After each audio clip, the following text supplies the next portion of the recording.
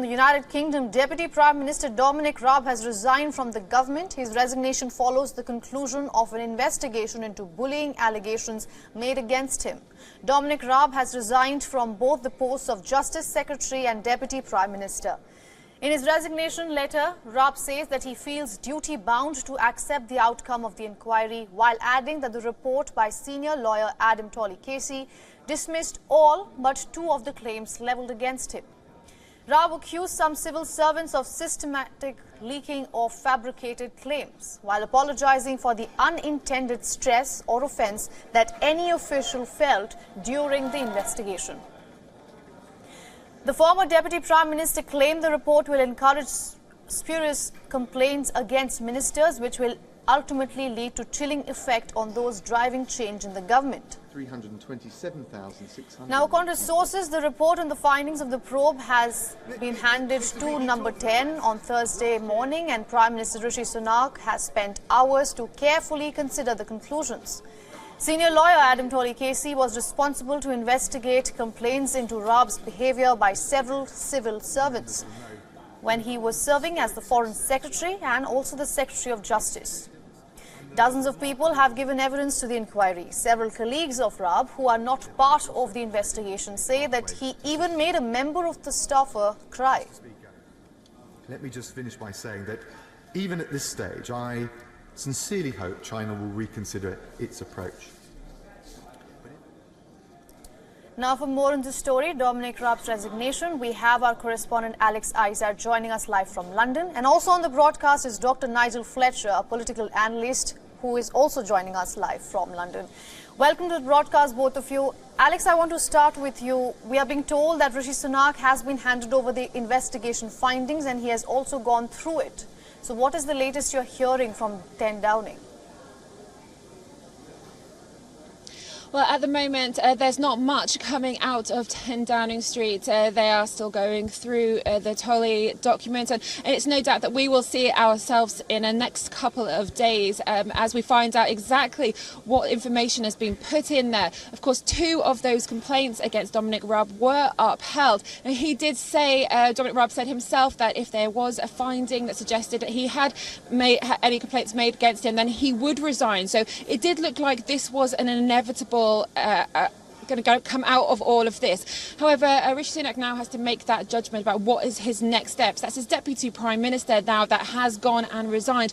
Will he get someone into that role? Will he also merge the two roles that we see from Dominic Raab leaving? There's a lot of questions unanswered. I think at the moment he is just going to take his time to think about what exactly he's going to do next. Rishi Sunak has come out of the polls not that long ago in favour, and people are starting to back him. So at this moment in time, he still needs the backing of the people of the United Kingdom, and he needs to come out of this with a very determined approach. So we're looking forward to what he's got to say later. All right, Dr. Fletcher, I have with me Dominic Raab's resignation letter, and he has written it, and I'm quoting, "In setting the threshold for bullying so low, the inquiry has set a dangerous precedent. It will encourage complaints against ministers and have a chilling effect on those driving change on behalf of your government and ultimately the British people." How are you assessing these comments? Well, I think it's very striking that he is criticising, in effect, the standards to which he's being held. What he's saying in this resignation letter is that really he doesn't accept that he's done anything wrong, but that he has been found by the report to have bullied officials, and therefore he's duty-bound to resign. It's not a very gracious letter. And I think what he's saying in the section that you read out there is that he thinks that the standard to which he's being held is wrong. And I think that's very interesting, because what you've got here is a situation where he seems to believe, from what we're hearing, that what he was doing was simply a minister being tough on officials to ensure that he was driving progress. Now, I think most people would accept that they want elected politicians to be able to get results on behalf of the public. But I think that most people would reasonably say that you can do that without bullying people. And I think that's the thing here, which I think we're going to hear much more of in the days to come when we've seen the report. Absolutely. Now, Alex, coming back to you, Allegations surfaced about Raab back in November, and since then about 24 complaints have been made. Staffers have claimed that Raab created a quote-unquote culture of fear. How can the Prime Minister be naive to such serious allegations as he claims to be? I don't necessarily think that he was naive. He was under the understanding that this investigation was going to push ahead, and he was letting that external inquiry do its job. And of course, it takes away the pressure from him to make any judgments.